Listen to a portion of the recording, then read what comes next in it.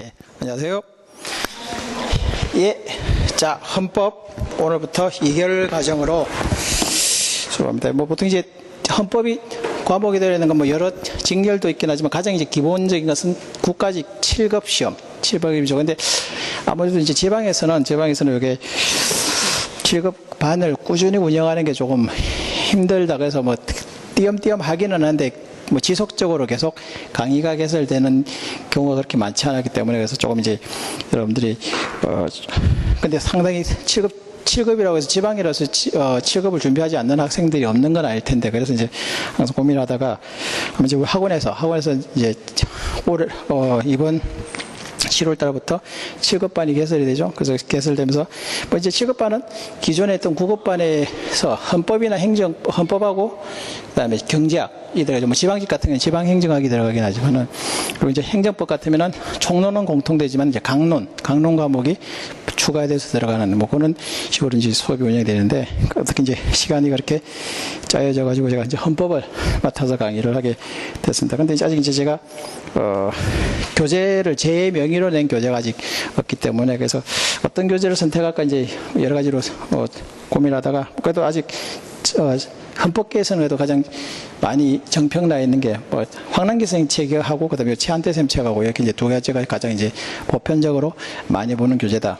그래서 최한태 선생님 수업 교재 제가 또 최한태 선생님도 또 개인적으로 좀 친분 관계도 있고 그래서 이 책을 택했습니다. 그래서 이제 이 책을 가지고 앞으로 2개월 동안 그러니까 또 3시간씩 2번이죠. 오늘 3시간 그리고 내일 3시간 금요일 토요일 3시간씩 해가지고 주 6시간. 그러니까 이제 시간이 기본 과정보다는 조금 많고 그래도 단과. 근데 사실 7급에서 헌법이나 경제학 과목을 단과로 운영하는 경우는 또 그렇게 흔하지가 않기 때문에 그래서 이제 중단과 개념으로 강의를 시작을 하도록 그렇게 하겠습니다. 그래서 일단 그 교재를 가지고 보시고요.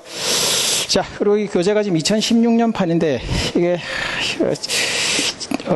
2017년 우리가 이제 법학, 특히 행정법도 그렇고 헌법도 그렇지만 1년 동안 이제 업데이트 되는 것은 뭐 이론이 갑자기 1년 사이에 바뀌거나 그렇게 하지는 않고요. 뭐 대부분 다 업데이트 되는 것은 판례들이 좀 추가되는 거죠. 그래서 이게 작년 9월에 나왔기 때문에 또 조만간 이제 언제 나올지는 정확하게 확정된 건 없겠지만 또 조만간 때 이제 나올 이거 이제 2017년도에 대비해서 안 돼. 근데 뭐 그 내용은 아마 모르겠도 판례가 좀 더 추가되면서 조금 군사를 좀 빼고 그래서 우리 교재가 지금 1000페이지가 넘는 교재지만 사실 또 조금은 양이 많죠. 문제 근데 그걸 이제 조금 걸르고 줄이고 해야 될 것인데 근데 수험생 입장에서는 그런 것들을 걸르고 줄이고 하는 것들이 상대적으로 좀 이제 그런 부분이 좀 약하니까 이제 수업을 들으면서 그 사실 판례가 상당히 많이 있긴 하지만 이제 제가 수험학적 관점에서 조금 이렇게 중요도가 떨어진다든지 아닌 것들은 그걸 좀 과감하게 제끼고 그렇게 하도록 그렇게 하면서 책을 정리하고 제가 또 수업을 하면서 제가 행정법 제 수업을 들었던 분들 같은 경우에는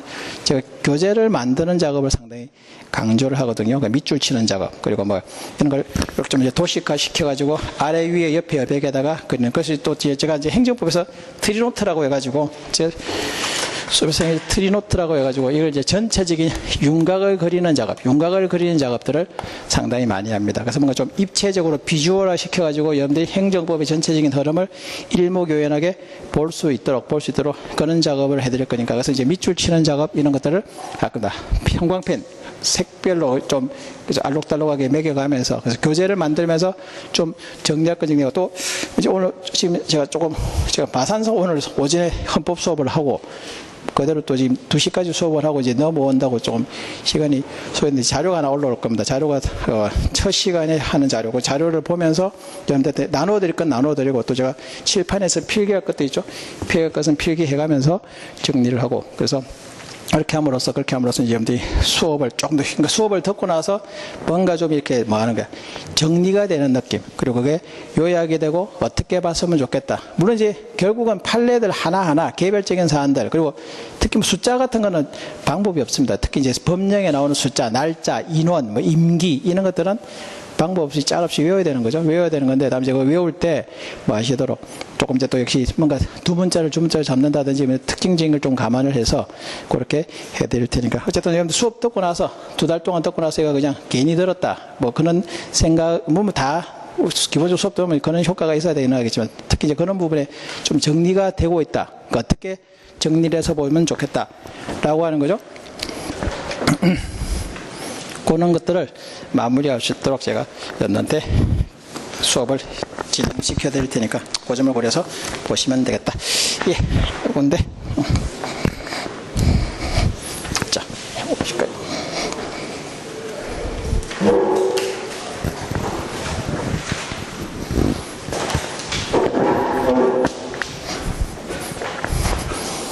자, 그래서 수업은 그런 식으로 진행을 하도록 하겠습니다. 자, 그럼 일단 자료가 올라왔으니까 제일 첫 페이지에 있는 자료 있죠?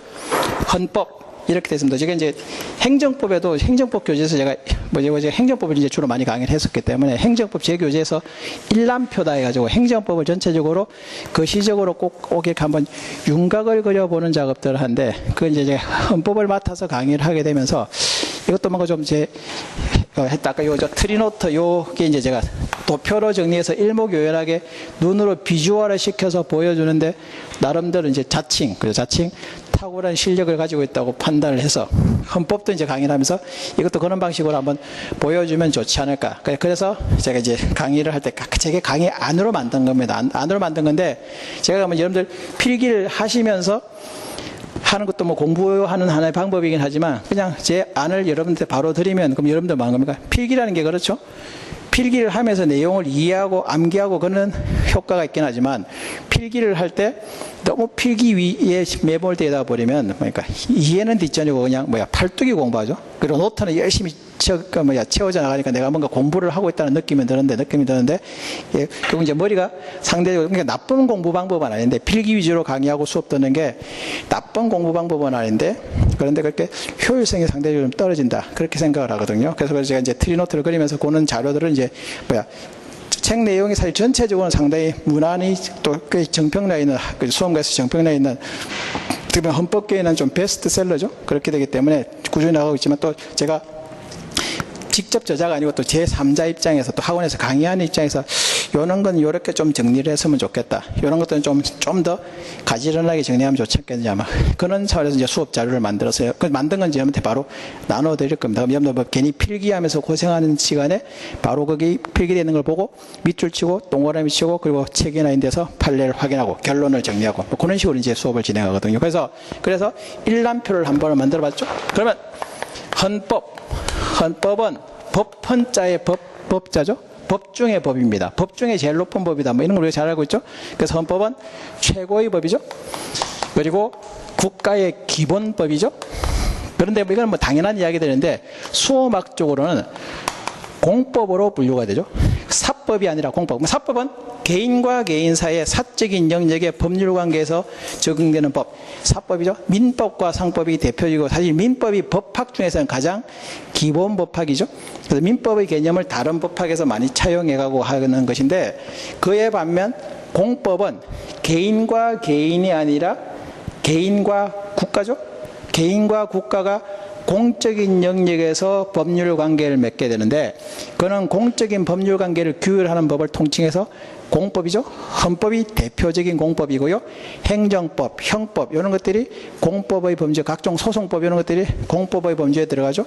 그래서 공법이라는 이 특수성을 우리가 잘 기억을 하고 있어야 되겠다. 그렇게 되고요. 그리고 헌법의 컨텐츠 이건 우리가 나오죠. 헌법의 전문이 있습니다. 헌법 전문이 있죠. 그리고 10장 몇 장인 것까지는 알 필요 없지만 130조죠. 조문도 130조 조문인데 뭐 130조 조문이 몇 개인가 이렇게 시험 문제는 나오지 않지만 이제 헌법의 전체적인 구성이죠. 헌법의 전문 10장 130조의 개별 조문 그리고 부칙 6조죠.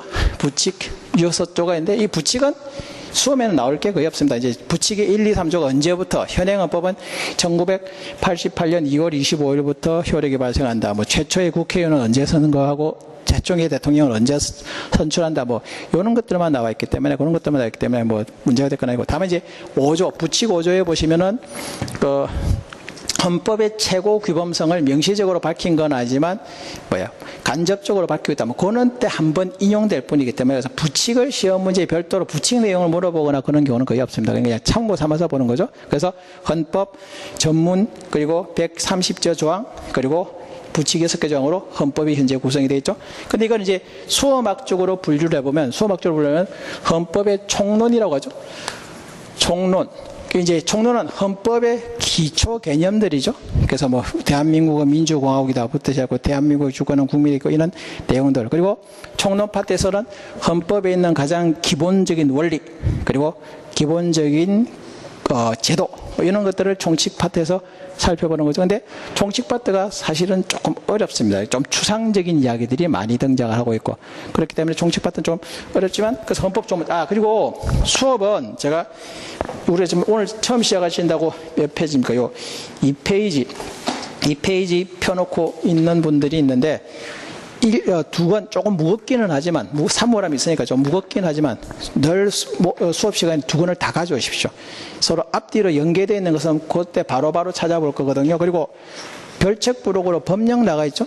법령집이 있습니다. 그것도 같이 가져오십시오. 헌법 조문은 우리가 법령을 잘하는 방법 없습니다. 자주 보는 거죠. 눈으로 직접 자주 보고 그리고 자주 흔적을 남겨놓아야 돼요. 그래서 요 세 가지를 계속 병행하면서 보게 될 거거든요. 그래서 아마 제일 처음에 대한민국 헌법이라고 되어 있죠. 전문 4페이지 법령집 펴보실까요? 4페이지 전문 그리고 1장의 총강 파트가 뭐에 들어가는가 총론 파트인데 사실 요거 이외에도 기본 원리나 기본 제도 이런 것들을 우리가 총론에서 배우게 되죠. 그래서 조문은 비록 1조부터 9조까지 9개 조문에 불과하지만 이게 이제 헌법의 명문으로 나와 있지는 않지만 기본적인 원리나 기본적인 제도들 이런 것들을 총론 파트에서 찾아보거든요. 그죠? 그래서 1000페이지 중에 한 300페이지가 되기 때문에 100분의 3, 그러니까 10분의 3 정도, 3할 정도의 비중을 차지하고 있는 부분인데 사실은 가장 기초적인 개념이기 때문에 조금 어렵습니다. 어려운데 앞부분에 이제 설명을 해두는 거죠. 그리고 10조부터 38조까지죠. 38조까지는 이제 국민의 기본적인 권리. 헌법 제10조 인간의 존엄성 존중, 행복 추구권. 그리고 11조 평등 원칙, 원리나 권리나 이런 논리가 있죠. 12조 신체의 자유부터 시작해갖고 13조 소급표 금지까지 해가지고 7조까지가 기본권 이야기고 37조 2항에 보면 기본권 제한의 일반 원칙, 국가안전보장 질서 유지 공공복리를 위해서 필요한 경우에 법률로 제한할 수 있으며 그 경우도 본질적인 내용을 침해합니다. 이게 이제 또 헌법 조문에서 아주 기본적인, 그러니까 수험에서는 아주 중요한 기본적인 조문이죠. 그리고 38조에 국민의 기본적인 의무까지 포함해서 기본권 규정이죠. 그래서 한 약 30개 좀 남짓 조문이 있긴 하지만 가장 핵심적이면서 기본적인 목표가 되는 거죠. 이게 기본권 규정. 그리고 이제 39조부터는 국민의 기본권을 보장하기 위한 통치구조. 그래서 39조부터 저 뒤에 마지막 조문, 맨 마지막에 경제나 헌법 개정제도 이런 것들이 일부 인정이 나와 있긴 하지만 그 기타 부분은 통치구조다. 이렇게 된 거죠. 그래서 이 통치구조, 이렇게 헌법 조문이 구성이 되어 있다. 이렇게 볼 수 있는 것이겠죠. 그래서 총론, 기본권, 통치구조, 요 세 가지. 요건 이제 앞에 있는 것은 조문상으로 분류가 되겠고요. 요것들은 이제 교수님들이 편의상 세 가지 파트로 나누는 거죠. 그래서 이렇게 설명해요. 그러면 이제 헌법의 내용, 요게 가장 기본적인 그림이죠. 그럼 이제 이걸 좀 더 입체적으로 비주얼화 시켜서 보겠다 이거죠. 그래서 아마 오늘 첫 시간에 첫날이기 때문에 아마 진도는 요 비주얼을 어떻게 흘러가는지를 한번 쭉 살펴보시고, 그리고 수업하다가 제가 이야기하겠지만 보통 우리가 모든 수업이 처음부터 시작하잖아. 1편에 1장에 2페이지부터 시작하니까 처음에는 상당히 슬로우하게 나가. 슬로우하게 좀 자세하게 나오는데 항상 진도에 쫓기다 보면 항상 맨 마지막 파트는 진도에 쫓기니까 막 번개불처럼 갑자기 확 지나가게 되겠죠. 근데 사실 행정법에서도 마찬가지지만 행정법에서 제일 중요한 게 제일 뒤에 있는 소송법 파트가 제일 중요한데 앞에 통치행위 할 때는 열심히 하다가 진도가 천천히 나가다가 막판에 진도에 쫓겨갖고 정작 소송법은 중요한데 좀 이렇게 날아가는 그런 측면도 있단 말이죠. 그래서 헌법도 제가 그래서 어떻게 전체적으로 수업을 진행할까 수업 계획을 한번 짜보니까 헌법에서 제일 또 중요한 기관이 아무튼 헌법재판소단 말이지. 근데 헌법재판소 파트가 제일 마지막에 있단 말이야. 그래서 이번에는 뭐부터 그냥 앞에 있는 기본 원리, 서론 이런 것들은 우리가 중고등학교 때부터 이미 봤던 내용들이기 때문에 그거는 뭐 익숙한 부분이죠. 그래서 역으로 헌법에서도 마찬가지로 행정법에서도 이제 그런 시도들이 있죠. 소송법부터 먼저 하고 앞으로 가는 경우도 있는데 헌법에서도 제가 그런 시도를 해보겠습니다. 그래서 우리가 요 전체 윤곽을 그리고 난 다음에는 맨 뒤에 있는 뭐부터? 헌법재판소부터 먼저 하겠습니다. 그럼 헌법재판소를 먼저 하게 되면 헌법의 사실 1편 총론에서 각종 판례들이 나오죠. 기본권에도 관련 판례가 나옵니다. 통치구도 관련 판례가 나오는데 그 판례가 사실 다 뭐야? 특히 헌법에서는 헌법재판소 판례가 헌법재판 과정에서 나온 결론이거든요. 그래서 사실은 헌법을 공부할 때 물론 앞에 있는 총론, 기본원리, 그 다음에 기본권, 기본제도 이런 것들을 먼저 살펴보는 것도 의미가 있는 방법이지만 나름대로 이제 좀 처음에 조금 여유가 있을 때 뭐부터 보자. 헌법재판소 규정부터 먼저 보고, 그럼 이제 그걸 먼저, 물론 이제 헌법재판소 규정을 또 처음부터 보면 조금 어려운 측면이 있어. 어려운 측면이 있지만 그래도 먼저 보고 난 다음에 1편으로 가서 보시면, 그러면 이제 뒤에 있는 개념들이 판례가 나올 때마다, 헌법재판 판례가 나올 때마다 헌법재판소에 어떤 사건에서 논의가 됐는가. 특히 또 헌법재판 중에서도 양대축이 위헌법률 심판 제도하고 헌법소원이라는 요 5가지 중에 특히 또 2가지가 중요하거든. 그러니까 그걸 먼저 땡겨서 뭐 해놓고 학습을 한 다음에 앞으로 돌아가서 보시면 이게 어떤 과정에서 이런 판례가 나왔겠는가. 이제 판례를 보는 기본적인 우리가 도구를 배우게 되는 거죠. 그래서 요 서론을 설명을 하고 난 다음에 요 개관도를 설명하고 난 다음에는 저 뒤에는 헌법재판소 파트부터 설명을 할 겁니다. 그래서 그렇게 이제 지날 거니까 이제 차츰 설명을 할 것이고, 그래서 일단 요 구도를 이제 한번 그려보는 거죠. 그래서 헌법의 개관들을 한번 살펴보면 이렇게 됐죠. 자, 그럼 이제 우리가 공법이기 때문에, 그러면 공법은 특징이 등장하는 사람이 국가하고 국민이죠. 국가하고 국민이 등장을 하게 되겠습니다. 그래서 앞으로 헌법을 행정법도 마찬가지지만 앞으로 헌법을 공부하게 되면 늘 등장하는 인물은 국민과 국가, 이 둘 사이의 공법적인 영역의 법률관계를 말하죠. 그리고 국민과 국가 사이에 가장 기본적인 경기 규칙으로 만들어져 있는 게 헌법이죠. 그래서 헌법. 그래서 국민과 헌법의 관계. 헌법이 그러니까 국가 권력에 어떻게 영향을 미치냐. 일종의 이제 출발은 여기죠. 우리가 잘 알고 있는 국민주권주의, 국가의 주인은 국민이기 때문에 여기서 출발한단 말이야. 그래서 국민들이 인풋을 하는 거죠. 그래서 헌법의 인풋에 어떤 기본적인 룰, 기준을 만들면 이 헌법에 의해서 국가 권력의 아웃풋이 되는 거죠. 그리고 지금 나눠드린 거기에서 보시면 요 아파트가 총론 부분에 해당되는 거죠. 그럼 이제 제일 먼저, 그러면 요건 그렇게 놓고 우리 교재 최한태 쌤 책 앞에 목차를 같이 병행해서 보시면 좋겠죠. 목차. 그러니까 목차에 있는 제목을 뽑아 놓은 거야. 목차에 있는 제목을 뽑아 놓은 건데, 근데 제가 트리노트를 하면 어떤 장점이냐. 목차를 그냥 쭉 보면 그냥 눈으로 쭉 보는데 이게 뭔 의미가 있는지, 어떻게 흘러가는지 흐름이 잘 안 보인단 말이야. 그래서 그걸 사실 트리노트라는 게 그렇거든요. 해놓고 나면 별거 아니야.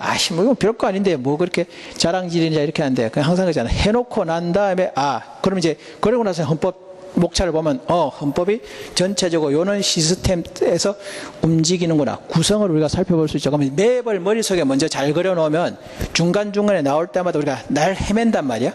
그걸 헤맬 때 지도를 모를까 우리가 내가 지금 어디쯤 와가고 있고 어떤 연관성에서 논의가 되냐라는 것을 쉽게 찾아낼 거니까, 그러니까 길을 잃어버렸을 때 하나의 내비게이션이 되기 때문에, 그래서 요 작업을 이제 제가 첫 시간에 하는 거죠. 그럼 이제 그걸 펼쳐놓고 여기다 이제 매치를 시켜보고, 그럼 제일 먼저 하는 게 헌법의 개념이 뭐냐. 보통 이제 의의라고 이야기하죠. 헌법은 어떤 식으로 분류할 수 있겠는가. 헌법의 분류죠. 그리고 그러니까 글자가 가장 기초적인 용어들이죠. 헌법이 가지고 있는 특징, 뭐 개방성, 최고규범성, 뭐 기본권 보장성, 뭐 같은. 근데 이건 사실 제목만 보고 이해해도 그렇게 크게 어렵지는 않죠. 자주 보면 익숙해지는 것들이죠. 그리고 네 번째 뭐 헌법의 분류, 특성, 그리고 뭐 헌법을 어떻게 해석하는가. 그러니까 글자 그대로 가장 기초 학습이죠. 그리고 뭐 헌법관이 있긴 한데, 헌법관은 뭐 통합주의냐, 법실정주의, 결단주의, 통합주의 이렇게 나오지만, 그거는 뭐 학문적으로 하지만 실제 시험, 과거에 2000년대 초반, 90년대 옛날에 행정고시, 사법고시, 고시 시절에 일부 언급이 되고 있지만, 지금은 거의 출제가 되지 않죠. 다음에 이제 요 헌법관은 나중에 이제 국민일 때 그 기본권 주체성의 법인, 외국인을 넣을 건가 말 건가. 그거 할 때 이제 부분적으로 등장할 뿐이지. 그래서 그거는 별도로 표시를 하지 않죠. 이게 행정법, 헌법의 가장 기본 이론이죠. 기본적인 이론을 살펴보는 거고. 그리고 이제 두 번째, 복력적으로 국민이 헌법의 인풋을 하죠. 그럼 이제 뭐부터 시작합니까? 헌법을 만드는 것부터 시작되죠. 헌법 제정이죠. 헌법의 제정. 그래서 헌법 제정 권력 뭐 이런 이야기죠. 그리고 헌법을 만드는데 시대 상황의 변천에 맞춰서 고쳐야 될 필요성. 헌법 개정이죠. 제정과 개정, 재정 권력, 개정 권력 뭐 이런 용어들이 나오죠. 외국 사람님들 쭉 나오면서 사실은 한번 정리를 잘 해두셔야 되는 부분들이겠죠. 그래서 여기 이제 행정, 헌법 서론 파트죠. 그러니까 총론 중에 또 서론 파트죠. 그리고 연이어 자연스럽게 매끄럽게 우리 헌법의 개정사가 있겠죠.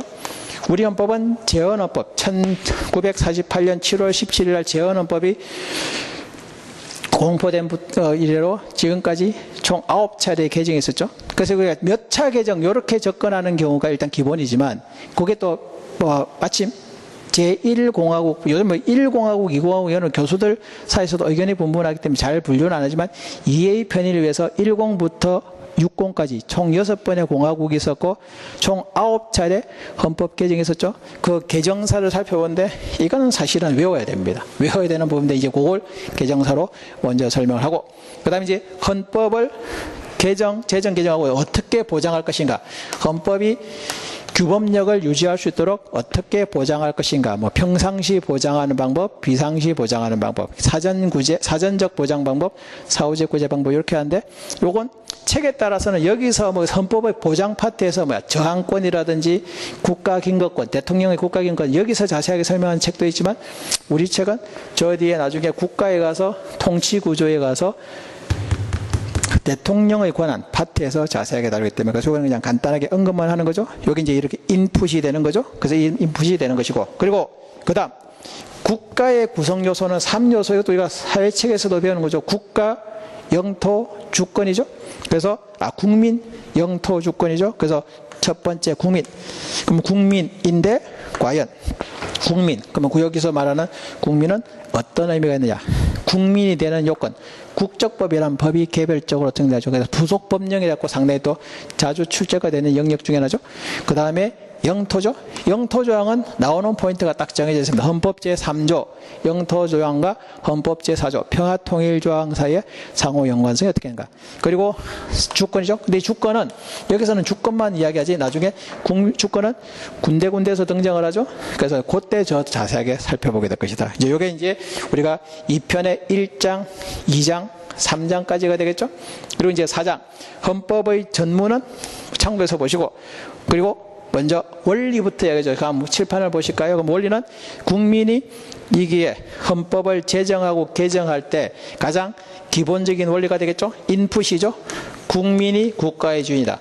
국민주권주의가 나오죠. 국민주권주의. 그리고 민주국가에서는 백성, 국민이 국가의 주인이면서 의사를 결정하고 다수결의 원리, 대화와 타협 이런 것으로 정리하는 민주주의 원리죠. 그래서 국민주권 원리와 민주주의 원리가 헌법을 구성하는데 제정 개정할 때 들어가는 인풋이라고 볼 수 있죠. 그래서 국민주권주의하고 민주주의가 되고 그럼 이제 그 헌법에 의해서 룰이 만들어지면 아웃풋이죠. 국가에 대해서 권력을 행사할 때 국가의 모든 권력 행사는 국민의 대표기관인 의회가 만든 법에 의해서 헌법을 비롯한 법에 의해서 이룬다는 법치주의의 원리. 그리고 뭐 여러 가지겠지만 묶어놓은 거죠. 그래서 법치주의 원리, 그 다음에 이제 문화국가, 복지국가, 문화국가, 복지국가, 그리고 평화국가죠. 평화주의. 요거는 세 가지인데, 요거는 그냥 사실 이념적으로 논의가 되기 때문에 그렇게 중요도가 그렇게 높아 보이진 않죠. 그래서 요게 이제 기본 원리에 해당되는 거죠. 인풋에 해당되는 국민주권 원리, 민주주의 원리. 그리고 아웃풋에 해당되는 법치주의, 요런 것들이죠. 이건 이제 구체적으로 헌법에 의해서 실현하고자 하는 기본적인 원리들이죠. 요게 기본 원칙이 되겠죠. 그래서 이거는 명시적으로 규정을 하고 있는 경우보다는 개별 법조문에 있는 직접적인 간접적인 규정을 교수들이 큰 카테고리로 만들어서 논의를 하고 있는 것이 되겠죠. 그렇게 되고 그 다음에 이제 나오는 게 제도죠. 기본적인 제도도 역시 여기에 매치시켜서 보시면 되죠. 그럼 기본적인 제도는 뭐냐? 이는 원리들을 구체적으로 만들어내는 기본 시스템들이죠. 제도가 시스템이니까. 그럼 시스템인데 그건 뭐냐? 국민들이 의견을 모아 나갈 때 필요한 조직들이 있죠. 그게 정당이죠. 정당제도. 정당제도는 상당히 중요하게 다뤄지는 테마죠. 사실 다 부분적으로 보면 중요한 테마들인데 국민들을 의견을 모아나고 국민주권주의 민주주의를 발현하기 위한 정치적 결사체가 정당인데 이 정당을 제도적으로 보장하죠. 특히 헌법 제8조 1항, 2항, 3항, 4항, 4항에 있는 방어적 민주주의 이런 것들이 상당히 중요하게 다뤄지죠. 그리고 정당하면 같이 연계되는 게 뭐지? 이런 대표로 뽑아나가는 국민 주권을 발현하고 민주주의를 실현하게 하는 하나의 시스템, 의견을 모아나가는 시스템, 선거제도가 나오죠. 이제 제도적으로 보장되는 선거제도죠. 그래서 이렇게 해서 헌법에 인풋이 되는 거죠. 그럼 이제 아웃풋은 국가, 여러분들이죠. 국가의 공무원들이 업무를 수행할 때 정치적인 중립성이라든지 국민에 대한 봉사자로서의 공무원 제도 전반적인 내용을 제도적으로 또 뭐하죠? 공무원 제도가 됐고 또 우리가 기능적 권력 분립이라고 해가지고 국가 권력을 국가가 다 직접 행사하는 게 아니라 뭐야? 지방자치단체의 자율성을 인정해주는 지방자치제도가 같이 연결되죠. 그래서 공무원 제도, 지방자치제도 이런 것들이 다 제도적으로 보장되는 거죠. 그리고 5번, 6번, 요거는 5번간 경제제도 같은 경우는 저 뒤에 헌법 제일 마지막에 있는 조문 문제로, 이건 좀 이게 시사성 있는 거죠. 경제민주화다. 이런 것들이 항상 대선 때, 이제 또 내년 같으면 이제 이게 박근혜 대통령하고 그 지난 대선 때 또 경제민주화가 화두였죠. 근데 이게 또 요번에 내년 대선이죠. 우리가 헌법이라는 게 정치적인 내용을 많이 담고 있기 때문에 시사성하고 이게 연계될 수밖에 없는 상황이죠. 또 실제 헌법학자들 중에서는 정치권에 많이 기웃거리는 사람들이 있습니다. 그리고 정치권하고 많이 연관을 맺어야죠. 그리고 아예 대놓고 정치권에 들어가고 국회의원 된 사람 있잖아요. 서울대 법대 이제 모교에 정종섭 교수라고. 그분이 학자로는 상당히 인지도 있고 상당히 소장학자로서 상당히 중견학자로서 인지도가 높고 상당히 신망이 두터웠던 사람인데 어떻게 그냥 정치판에 빠지는 바람에 많은 거야. 그래서 뭐로 갔다가 행정자치부 장관으로 갔다가 요번에 대구에서 끝까지 공천이 될 뻔 안 될 뻔 하다가 그래서 6명 안 해주다가 그럼 정치판에 나오는 이야기도 있거든요. 그래서 그는 그래서 그는 정치하고 상당히 많이 연관이 되기 때문에 내년 대선이 물론 지금 준비하시는 분들은 내년 법원직 같으면 2월달, 3월달, 국가직 같으면 7월달, 지방직 같으면 내년 10월달. 물론 당장 이번 10월달에 지방직을 목표로 지금 헌법 처음 시작하시는 분들 있습니까? 그럼 여러분들 지금 나중에 한번 확인을 해보면 뭐 준비하신지를 또 봐야 되는데 그래서 정치적인 부분이 많이 있기 때문에 경제제도는 그거에서 많이 화두가 됐던 거기 때문에 이제 내년에 또 우리가 생각해 보시는 거죠. 그리고 군사제도는 체계마다 다 있긴 하지만 이거는 그냥 구색용입니다. 시험 문제 거의 안 나옵니다. 안 나오기 때문에 요거는 그냥 빼도 사실 상관없는데 나와 있기 때문에 요거죠. 그럼 이제 다시 이제 요게 그림이죠. 그럼 요 앞에 있는 그림들이 헌법 총론이죠. 요제로 보시면 한 300페이지 정도의 분량을 차지하는 것이죠. 그래서 그 총론 파트에 해당되는 것을 우리가 본 거고, 또 역시 마찬가지로 조문을 그냥 목차를 그냥 밋밋하게 평면을 보면 잘 안 와는데 이렇게 그려놓고 보니까 대충 순서대로 헌법의 개념, 제일 먼저 만들어지는 인풋, 그리고 거기에 있는 국가의 3요소, 기본 원리, 기본 제도 이런 것들이 나죠. 물론 이건 안에 들어가서 보면 양이 많은 것도 있고 양이 상대적으로 좀 적은 것도 있고 상당히 세밀하게 외워야 될 부분, 암기해야 될 부분도 있고 이해해도 되는 부분도 있고 이제 그런 걸 이제 수로 들으면서 강약을 조절해 드릴 것이고, 그럼 이제 그게 이제 헌법의 총론 파트에 해당되는 거죠. 그럼 이제 그거에 따라서 본격적으로 이제 강론이라고 이야기되는데, 그럼 강론은 크게 두 가지죠. 기본권과 통치구조. 그럼 이제 국민이 가지고 있는 기본권 규정이죠. 그리고 국민의 기본권, 그러니까 이 기본권과 통치구조는 보통 목적과 수단의 관계에 있다고 보는 거죠. 그러니까 항상 주인은 국민이야. 국민의 기본권을 실현하기 위해서 국가 권력을 통치구조라는 이름으로 논의를 하겠죠. 그럼 이제 우리가 편제 순서상 기본권 이야기가 먼저 나오죠. 헌법 제10조부터 헌법 제37조. 의무까지 포함하면 38조까지죠. 요 조문이 나오는데, 근데 기본권 규정도 이제 행정법, 우리 전체로 본다면 이제 총론의 강론이죠. 근데 기본권 규정 안에도 다시 총론과 강론으로 나올 수 있죠. 그럼 총론은 뭐냐? 기본권에 관련되는 이제 가장 또 근본적인 뭐 개설, 분류 이런 것들 참고해서 보시고, 실질적으로 의미 있는 것은 기본권의 주체죠. 기본권의 주체는 국민입니다. 그런데 국민의 기본권의 주체인 건 당연한 것인데 외국인을 인정해 줄 것인가? 그리고 자연인이 아닌 법인의 경우도 기본권 주체성을 인정할 것인가에 대한 것들이 저 앞에 있는 헌법과라고 같이 연계되어서 논의가 되고, 나중에 또 박스로 한번 쭉 정리를 해드릴 겁니다. 그래서 기본권의 주체가 중요하고, 그 다음에 기본권의 효력이죠.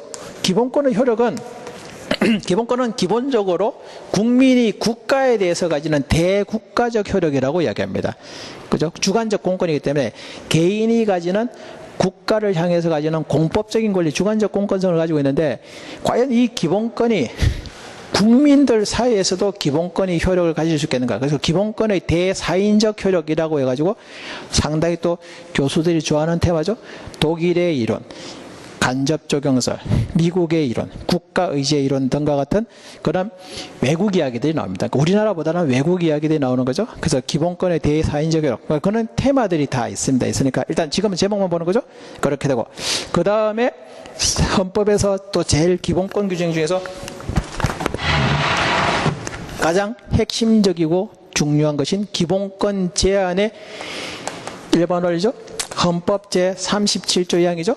모든 국민의 자유와 권리는 국가안전보장 질서유지 공공복리를 위해서 필요한 경우에 법률로서 제한할 수 있으나 그 경우에도 본질적인 내용은 침해하면 안 된다. 그게 헌법 제37조 2항.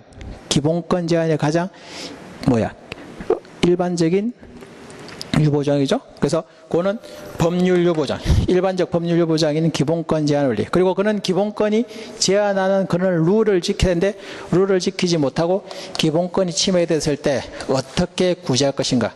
근데 기본권을 구제하는 것은 국가의 각 기관에 의해서 기본권이 침해가 일어날 수 있죠. 거기에 대해서 구제하는 건데, 보통은 여기서 주로 다른 것은 국가기관 중에 특히 입법부가 법률을 잘못 만들어서 헌법상에 있는 국민의 기본권 침해했다. 이건 자연스럽게 또 뭐로 연결됩니까? 그걸 바로잡는 위헌법률심사제도로 연결되죠. 그러니까 또 헌법재판소하고 연결된단 말이야. 그래서 이제 그런 걸 총론에서 살펴볼 것이고, 그 다음에 이제 기본권의 강론 부정이죠. 근데 이거는 칠판에 이제 공간이 좁으니까 그걸로 활용을 하고 제안하는 그걸로 보도록 하겠습니다. 그럼 이제 기본권의 총론을 하고 기본권 강론이죠. 기본권 강론 파트는 개별적인 기본권들이 나오는데 이것도 크게 범주로 나오죠. 근데 이게 분류는 교수님들마다 분류 방식이 다 다릅니다. 근데 최한태 쌤 요 교재가 가장 이제 정석적인 스탠다드한 분류입니다. 학원생들 책마다 또 기본권 목차 잡는 게, 명칭 잡는 게 또 다 다양하거든요. 다양한데 그래도 최한태 쌤 교재가 기본권 규정 분류가 가장 스탠다드, 교수님들 책들을 가만히 전체적으로 분석해 보면 가장 스탠다드하게 분류하기 때문에 그걸 그대로 가져오는 거죠. 그러면 포괄적 기본권, 기본권 중에 또 기본권이죠. 포괄적 기본권, 헌법 제10조 인간의 존엄성 존중, 그리고 행복 추구권, 그리고 11조 평등권. 그죠? 이게 포괄적 기본권이니까 기본권 중에 기본권이 되겠죠. 그래서 인간의 존엄권, 행복 추구권은 10조, 평등권은 11조에서 다루는 것이겠죠. 그래서 그런 이야기. 그 다음에 자유권적 기본권. 자유권적 기본권이 이제 우리가 전통적인 기본권이죠. 국가로부터의 자유죠. 국가로부터의 자유. 국가로부터 자유. 소극적 권리죠. 국가의 간섭을 받지 않을 권리죠. 소극적 자유. 그리고 사회권적 기본권은 우리가 이제 현대적 의미의 기본권들이라고 이야기하는 것이겠죠. 20세기 들어서면서 국가의 역할이 뭐로 바뀌면서 적극 국가로 바뀌고 자본주의가 모순을 가지게 되고 자본주의의 위기에 봉착하게 되니까 국가가 국민의 생활에 적극적으로 개입하는 거죠. 좋은 의미로 개입하는 거죠. 그러니까 자유권적 기본권은 국가가 개입을 안 하면 안 할수록 국민들이 자유로워지는 국가로부터의 자유고요. 사회권적 기본권은 국가가 개입을 하면 할수록 국민들이 자유로워지는 뭡니까? 사회권적 기본권은 국가를 통한, 행정을 통한 자유. 이런 것들이 나오죠. 그리고 이 자유권적 기본권, 사회권적 기본권을 기본권을 보장하기 위한 기본권, 기본권 보장 수단의 기본권, 그걸 이제 청구권적 기본권이라고 이야기하죠. 청구권적 기본권. 그리고 국민들이 국가의 의사를 모아가는 이미 어디 앞에 있는 국민주권주의, 정당제도, 선거제도와 연결되는 참정권이죠. 선거권으로 대표되는 참정권, 공무단임권까지도 포함되죠. 그리고 국민투표권까지 광범위하게 보는 참정권. 이게 가장 기본적인 거고, 그리고 기본권이지만 의무도 같이 맨 마지막에 격가지로 살짝 빠뜨는 거죠. 복사가 제대로 나와 있나요? 거기 보면 이제 의무가 나오죠. 복사가 조금 안 돼 있다면 거기다 의무. 이렇게 기본권을 나눌 수 있죠. 그럼 이제 포괄적 기본권, 아까 기본적인 제목들은 했었죠. 아닙니까? 그리고 또 실제 헌법 조문과 거의 유사합니다. 10조 인간의 존엄성 존중, 행복주권, 11조 평등권, 이렇게 되죠. 그리고 두 번째 자유권이죠. 근데 이 자유권은 다시 또 세 가지 범주로 나누는 거죠. 신체, 그리고 경제적 자유, 그리고 정신적 자유죠. 우리가 그럼 자유도 봐. 몸, 그 다음에 돈, 경제적인 거죠. 그리고 정신적인 자유, 요 세 가지가 되죠. 그럼 신체의 자유는 이거는 형법에 있는 형법이나 형사소송법하고도 많이 연결되는 거죠. 그렇게 되겠고요. 그 다음에 경제적 자유, 사회 경제적 자유인데 줄여서 경제적 자유라는 거죠. 그러면 경제 활동과 관련된 거죠. 그럼 일단 거주 이전하죠. 거주 이전은 사실은 전통적으로 직업의 자유, 우리 헌법에서는 직업 선택의 자유라고 되는데 포괄적으로는 아마 이게 헌법이 개정되면 용어가 명칭이 직업 선택이 아니라 직업의 자유로 명칭이 아마 바뀔 가능성이 많다. 그거는 직업 자유. 그리고 직업, 주거 서로 다 연결되죠. 그리고 사생활, 통신. 근데 사생활 같은 경우는 행정법에서 말하는 개인정보보호법하고 또 개별법으로 연결되는 법이기 때문에 각 헌법은 법중의 법이기 때문에, 그러니까 우리가 행정법하고도 서로 연결성이 있고 헌법이나 그러니까 형법이나 형사소송법하고도 연결되죠. 그렇기 때문에 그런 걸 같이 연결해서 보시고, 그리고 사회경제적 기본권에 대해서는 제일 중요한 게 뭐가 되겠습니까? 재산권이죠. 재산권 침해. 그것도 헌법 제23조 1항, 2항, 3항. 요 재산권에 관련되는 여러 가지 경계이론 분류는 상당히 어려운 테마들이 나오죠. 그런 것들이 언급이 될 것이고요. 자, 그리고 마지막에 있는 정신적 자유죠. 이 정신적 자유는 우리가 뭐합니까? 경제적 자유에 비해서는 좀 더 두텁게 보호되는 거죠. 그리고 또 기본권도 보장되는 정도가 다른데 특히 정신적인 자유는, 정신적 기본권, 정신적 자유권은 훨씬 더 두텁게 보호되는 것이죠. 그래서 양심, 종교, 이제 정신이죠. 그리고 언론, 출판, 집회, 결사, 이건 우리가 통칭해서 뭐라고 이야기합니까? 표현의 자유라고 언급되는 거죠. 표현의 자유도 헌법의 명문으로 있는 건 하지만 뭐라는 거야? 헌법의 명문으로 있는 건 하지만 이 네 가지를 통칭해서 표현의 자유라고 이야기하는 거죠. 그리고 학문과 예술의 자유, 이런 기본권들은 좀 더 두텁게 보호되는 거고, 뭐 자유권적 기본권 중에서도 신체의 자유는 두텁게 보호되죠. 상대적으로. 반면 경제적 자유권은 상대적으로 좀 덜 두텁게 보호되고, 재산권의 사회적 기속성 같은 여러 가지 제약이 상대적으로 좀 더 많고, 다시 정신적 자유는 또 아주 두텁게 보호해 주는 것이고, 그리고 또 언론, 출판, 집회, 결사의 자유, 이거는 국민주권이나 민주주의의 구체적으로 발현되는 기본권으로 본다. 이렇게 하는 거죠. 그렇게 되고. 그럼 이제 사회경제적 자유권, 사회적 자유권은 우리가 사회권적 기본권이라고 이야기하는 거죠. 이거는 19세기에서 20세기로 넘어오면서 자본주의가 고도로 발달할수록 양극화, 빈익빈, 부익부익는 모순들이 생기니까 그 모순을 해결하기 위해서 국가가 방임을 하는 게 아니라 어떻게 합니까? 개입을 하죠. 적극적으로 개입을 해가지고 국민들을 일정 수준 이전까지 생활을 보장해줘. 이걸 우리가 사회권적 기본권이라고 이야기하는 것이, 생존권적 기본권이라고 하기도 하고 사회권적 기본권이라고 하는데, 사회권적 기본권이 좀 더 보편화된 표현이죠. 그럼 거기 보니까 인간다운 생활 권리 34조죠. 그리고 그 범주에 포함되는 게 교육, 근로, 환경, 혼인, 가족 같은 비교적 현대적 의미에서 중요성이 부각되고 있는 기본권, 사회권적 기본권이죠. 그렇게 되고, 그리고 청구권적 기본권은 요는 기본권을 보장하기 위한 수단이 되는 기본권이죠. 가장 대표적인 것은 뭡니까? 앞에 청원이 먼저 나왔지만 가장 기본적인 것은 재판 청구권이죠. 그래서 재판 청구권이 제일 중요한 것으로 다뤄지는 것이겠고, 그리고 참정권은 선거권, 공무단임권, 국민투표권으로 있는 것인데, 이것도 역시 마찬가지로 요는 국민들의 기본적인 의사가 표현되는 참정권, 능동적, 그러니까 위에 같은 경우 보통 이제 수동적 권리라지만 이건 참정권은 능동적인 지위에서 국가의 통치의 객체가 아니라 통치의 주체로서 가지는 능동적 지위에서 권리, 이걸 우리가 참정권적 기본권이라고 이야기하는 거죠. 선거권. 그럼 이 선거권도 역시 여기에 있는 뭐 선거제도나 이런 거하고 밀접하게 연관이 가는 것이 되겠죠. 그렇게 설명되고. 그 다음 이제 의무. 의무는 이제 뭐야? 기본적인 의무. 보통 이제 4대 의무라고 이야기하는데, 4대 의무라고 하는데, 통상적으로 전통적인 사실은 의무하면 양대 의무야. 가장 전통적이면서 기본적인 게 납세 의무하고 국방 의무죠. 전통적인. 근데 그리고 지금 현재도 그게 가장 기본적이면 핵심적인 의무가 되겠죠.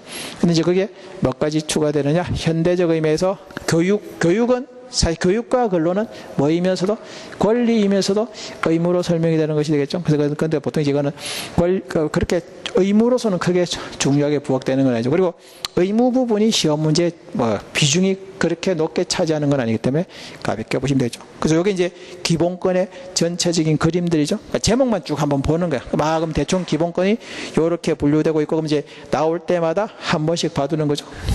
물론 들어가서 보면 아주 디테일하게 어렵게 복잡하게 봐야 될 내용이 많이 있긴 하지만 그렇게 보면 되죠. 됐고, 그럼 이제 요 기본권을 구체적으로 뭐 하기 위해서 보호해주기 위해서 국가 권력을 만드는 게 통치구조죠. 통치구조. 그럼 이제 통치구조는 이제 사실 조문은 헌법에 상당히 많은 조문이 있습니다. 39조부터 뒤에 조문, 마지막 조문까지가, 물론 마지막에 사회경제나 뭐 그 기관들은 헌법 개정 규정을 빼고는 거의 대부분 조문을 차지하죠. 그럼 통치구조. 그럼 이 통치구조도 역시 총론 파트로 보신다면 통치구조의 가장 기본적인 구성 권리는 간접민주제도 대의제죠. 대의제 원리에 의의를 주고, 그리고 국가의 권력을 어떻게 합니까? 분립을 하죠. 권력 분립. 그래서 견제와 균형을 통해서 궁극적으로 국민의 기본권을 보장하게 한 시스템. 이게 통치구조가 되겠죠. 그러면 통치구조는 우리가 보통 중고등학교 때 들었던 이야기는 삼권 분립이죠. 그런데 헌법에서는 사권으로 합시다. 사실 크게 보면 헌법재판소가 하나 더 등장하고, 오히려 헌법에서는 헌법재판소의 역할이 커지기 때문에 뭐 사건 분립 이렇게 말은 할 필요는 없지만, 사실 헌법재판소도 크게 보면 큰 범죄에서는 사법부에 들어가요. 그래서 삼각형으로 하면은 뭐 할 수가 있는데, 삼각형으로 한다면은 뭐 사법부에 범죄에 들어갈 수 있지만 헌법의 특수성을 잘 살려야 되기 때문에, 그래서 우리는 아예 사권으로 나누죠. 그러면 국가 권력, 그러면 누가 나옵니까? 입법부가 나오죠.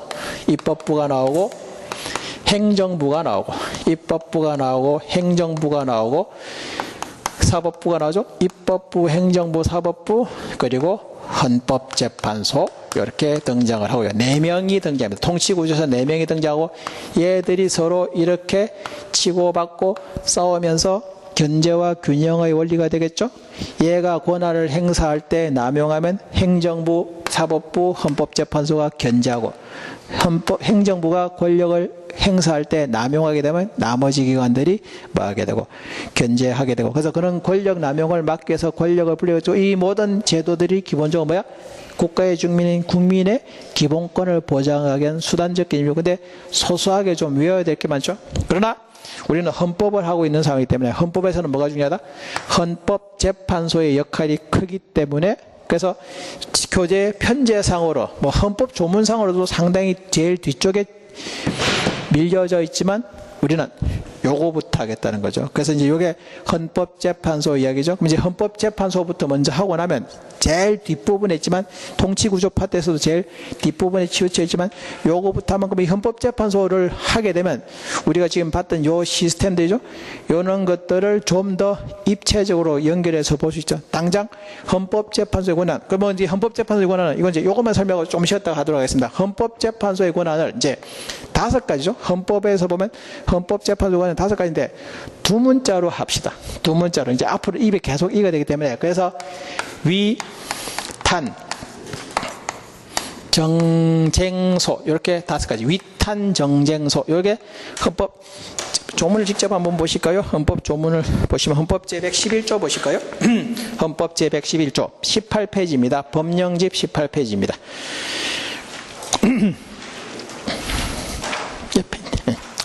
법령집 18페이지 제 111조죠. 법령집 보시면 111조 헌법재판소의 권한과 구성. 그래서 앞에 이거는 최한태 쌤이 이걸 헌법조문 앞에다가 제목을 붙였는데 사실 이 제목은 뭐입니까? 실제 헌법조문에는 제목이 없어요. 보통 법률 규정은 뭐 정의, 목적, 요건 이렇게 해가지고 제목들인데 헌법은 사실은 이런 제목은 없습니다. 제목은 없는데 이건 이제 여러분들 이해를 좀 빨리 하도록 최한태 쌤이 특별히 좀 붙여놓은 건데 어쨌든 권한과 구성이 저거입니까? 위탄. 그러니까 다 있지만 두 문자 였습니다. 그래서 앞으로 이제 요거는 뭐 이야기할 때마다 항상 요 순서로 했습니다. 위탄 정쟁소, 위헌 법률 심판, 탄핵, 그 다음에 위헌 정당 해상인데 정을 키워드 잡는 것이고요. 그 다음에 4호는 국가기관 상호간, 국가기관 지자체간, 그리고 권한쟁의죠. 그리고 헌법소원. 이 5가지요. 그래서 위탄 정쟁소. 그럼 이제 간단하게 보면 이제 요 시스템을 가지고 요걸 볼까요? 칠판 한번 보실까요? 위헌 법률 심사 제도는 뭡니까? 입법부가 만든 법률이, 그죠? 입법부가 만든 법률이 국가의 주인인 국민의 기본권을 위반하는 위헌적인 요소를 담고 있을 때, 그 위헌 법률을 헌법재판소가 그 법률의 위헌 여부를 따져서 그 법률의 효력을 소멸시키는 그런 시스템. 이게 위헌 법률 심사 제도죠. 탄핵은 뭐입니까? 탄핵은 입법부가 나머지 행정부나 특히 사법부와 같은 사법부의 고위 공무원들의 직무상 헌법 법률에 위반된 행위가 있을 때 뭐 하는 거야? 스스로 자정해서 처리를 못하니까 여기서 탄핵을 하는 거죠. 탄핵 소추를 해서 헌법재판소가 거기에 대한 판단을 내려주는 거, 그게 되겠죠. 그러니까 요는 것들이 다 이제 요는 그림으로 머릿속에 그려보면 이런 식으로 서로 견제와 균형. 근데 그 견제와 균형이 가장 정점에 있는 게 헌법재판소니까죠. 그렇게 되는 거죠. 또 위헌 정당은 뭐 있습니까? 이제 여기 특히 이제 정당은 또 입법부하고 밀접한 관련성이 있는 거죠. 입법부에 국회의원들이 모여있는 정치적 결사체, 정당이죠. 이 정당이 민주적 기본 질서에 반할 때, 그랬을 때 행정부가, 우리 또 중요한 판례 하나 있죠. 통합진보당 해산 사건에서 행정부가 입법부를 주축으로 하는 정당의 위헌성을 어디다가 헌법재판소에다 일려주는 거죠. 그래서 헌법재판소가 그 정당이 우리 헌법에 있는 기본 원리, 민주적 기본 질서에 위배된지를 판단해서 헌법재판소가 그 정당을 해상시키는 것. 그러니까 정부가 입법부를 주축으로 하는 정당을 헌법재판소에 보내서 위헌 결정을 내려서 해산을 시키는 그런 결정하는 것. 위헌 정당 해산이죠. 또 권한쟁의는 국가기관 상호간, 그리고 국가기관과 지방자치단체, 여기 나오죠. 지방자치단체. 그리고 지방자치단체 상호간의 적극적 권한 문제, 서로 내권한이다. 소극적 권한 문제, 서로 내권한이 아니다.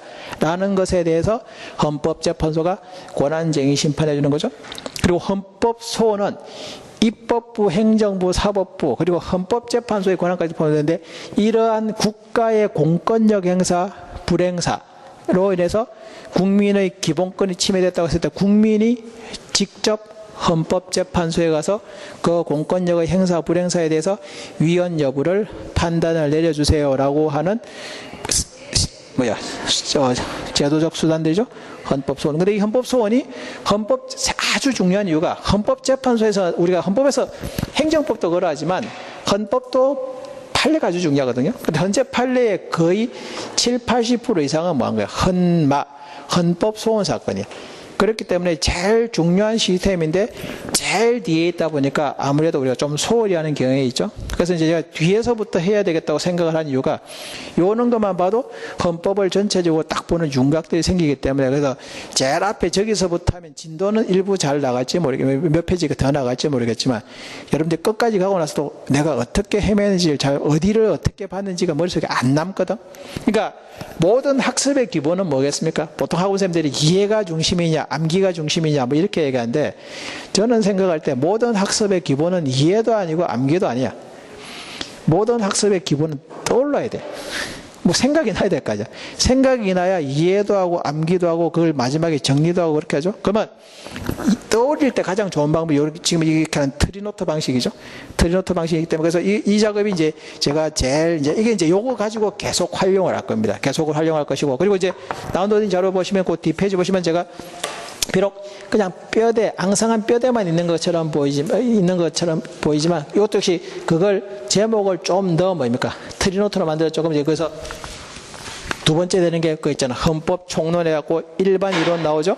헌법 총론 해갖고 일반 이론이 나오고 그게 보니까 헌법의 제정과 개정, 헌법 보장, 국가의 구성 요소 했고 또 거기에 세목, 트리노트로 만들었고 그 오른쪽에 있는 것들이 이제 가장 기본적인 중요 테마들이야. 그래서 테마들 제목만 쭉 뽑아놨죠. 그리고 그게 또 대표적인 8조. 이건 나중에 이제 뭐 할 때 총론, 오늘 이제 우리가 뒤에서부터 할 거기 때문에 앞에 들어갈 때 이것도 한번 훑어보고 들어갈 겁니다. 항상 이제 앞에 트리노트로 걸어놓고 보는 거죠. 그리고 그 다음 페이지에 보면 또 두 번째가 나와 있는 게 기본, 뭐입니까? 기본 원리와 기본 제도가 되겠죠? 그럼 기본 원리는 헌법 전문 국민주권주의 인풋이죠. 법치주의, 문화국가, 복지국가, 평화국가. 특히 법치주의는 행정법에서 말하는 신뢰보원칙이나 신뢰보원칙의 연장선상에서 되는 소급입법 금지 원칙이죠. 진정소급, 부진정소급 관련되는 판례가 많죠. 이거는 헌법과 행정법이 같이 겹쳐져 있는 중복되는 부분이죠. 그거 보게 될 것이고. 그 다음에 이제, 그렇게 되고. 그 다음에 이제 헌법의 기본제도. 근데 이 기본제도는 제도의 개념을 기억하는 것도 필요하지만 거기에 필요한 부속 법령들이 상당히 많아요. 그게 상당히 수험생들한테는 곤란한 영역이죠. 그래서 정당제도 같으면 정당법에 있는 막 정당의 설립 요건이라든지 그죠? 그런 것들 등록 요건, 설립 요건 해산됐을 때 어떻게 아주 어떻게 보면 지연 말단적일지 모르겠지만 어쨌든 그 개별 조항들이 있죠. 더 골치 아픈 건 선거제도죠. 공직선거법은 뭐 아주 관련되는 판례가 엄청 많죠. 근데 이게 또 우리가 선거직 시험들이죠. 공선법이 뭐에 들어가면서 선관위 시험이 우리가 운영이 되면서 좀 이제 중요도가 상대적으로 좀 떨어진 것처럼 보지만 여전히 관련되는 판례가 상당히 많죠. 정당 관련되는 판례. 선거, 또 공직선거법은 게다가 뭐가 아닙니까? 맨날 바뀝니다. 맨날 연일 바뀌죠. 그렇기 때문에 그래서 수험생들을 상당히 괴롭게 하는 뭐입니까? 영역이긴 하죠. 그렇지만 어쨌든 또 봐야 되는 부분이고. 그 다음에 공무원제도는 직업공무원제도죠. 지방자치제도는 지방자치법이라는 개별법이 있죠. 이제 헌법 우리가 부속법령이라고 해갖고 법령들까지 같이 연계해서 봐야 되는 거죠. 경제제도, 경제민주화. 이거는 경제민주화는 맨 헌법 뒷파트에 있는 조문 문제로 부쩍 최근에 잘 등장하고 있고요. 그리고 군사제도, 이거는 뭐 거의 그냥 부생용인 거죠. 그러니까 이런 식으로 제목만 봐도 대충 어떻게 가는구나. 그리고 이제 그 다음에 있는 게 기본권의 총론 파트죠. 뭐 여기까지는 나누어 드렸는데 이제 요건 이제 그 해당 파트에 가서 또 우리가 항상 보실 때 요약하시는 부분 요약해드리고 그렇게 할 거니까 그렇게 보시면 되죠. 그래서 요거 이제 올 첫 시간에 오리엔테이션을 한 거죠. 요 부분, 요 그림을 항상 머릿속에 잘 그려놓으시고 이거 지우지 말고 그대로 두십시오. 그대로 두면 오늘 이제 끝날 때까지 제가 필요한 부분 제가 그리고 칠판에 적는 거 제가 뭐 이제 칠판에 적는 거 그냥 그대로 두십시오. 제가 필요한 부분은 뭐 지우거나 그렇게 하면 되니까 또 제가 칠판에 적은 걸 계속 또 활용을 하고 하는 부분이니까 지우지 말고 그대로 두시고 그럼 요건 여러분들이 이제 앞으로 헌법 공부할 때는 요거 딱 펼쳐놓고 쭉 그냥 눈으로 계속 눈도장 찍는 거야. 물론 제목에 불과하지만 그 제목을 통해서 이제 여러분들이 들어가서 보시면 이 제목에 어떤 가지가 다시 쳐져 나올 것인가 이제 그런 것들이 자연스럽게 머릿속에 파노라마처럼 딱 그려지면 이제 헌법을 우리가 뭐 물론 이제 결국은 그 안에 들어가서도 각각 개별 판례 법령의 조문 숫자들을 외우긴 해야 되겠지만 어쨌든 큰 밑그림을 그리는 작업이죠. 그래서 여기까지 설명하고 자 그래서 이제 당초 말씀드린 대로 맨 마지막에 있는 헌법재판소 이야기부터 오늘 하도록 하겠습니다. 요 조금만 쉬었다가 살펴보도록 하겠습니다.